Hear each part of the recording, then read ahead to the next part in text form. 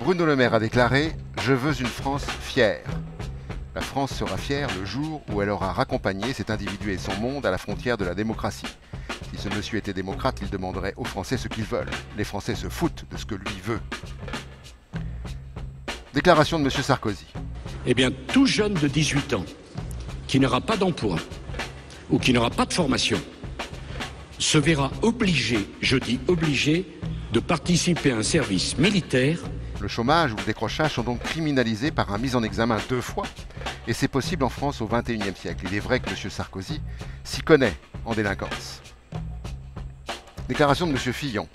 Non, la France n'est pas coupable d'avoir voulu faire partager sa culture au peuple d'Afrique. 30% de la population algérienne ont péri pour ce glorieux partage dans des conditions qu'il serait inconvenant de narrer ici. L'analyse de M. Fillon date d'un siècle, le 19e, qu'on ne pensait pas voir refleurir, même chez la droite coloniale la plus extrême. Déclaration de M. Valls.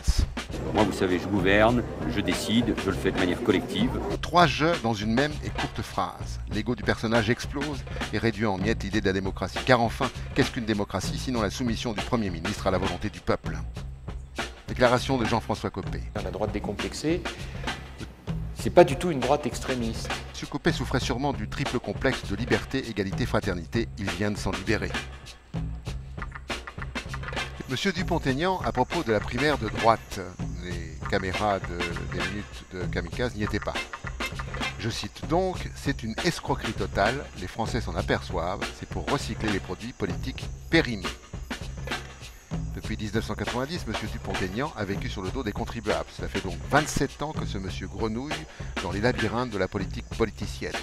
Le produit Dupont-Aignan a largement dépassé sa date limite de consommation.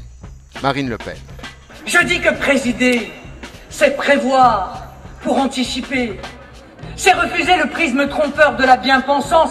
Je dis que présider, c'est se comporter en chef de l'État. C'est-à-dire œuvrer pour que l'État ne fonctionne pas pour une faction.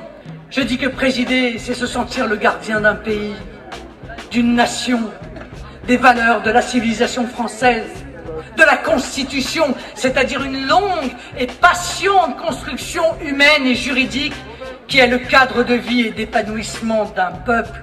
Le gardiennage n'est pas le rôle d'une présidente de la République, d'autant que affirmer garder la Constitution en l'état alors qu'elle ôte le pouvoir au peuple est bien l'expression d'une bien-pensance qui annonce le côté factieux du personnage. Alain Juppé maintenant. Et pour finir. Je propose un code de bonne conduite très simple. Vous l'avez entendu, le maire de Bordeaux propose un code de bonne conduite à ses rivaux pour la primaire, comme si les voyous proposaient un code de bonne conduite aux policiers. Il en aurait peut-être pour certains bien besoin.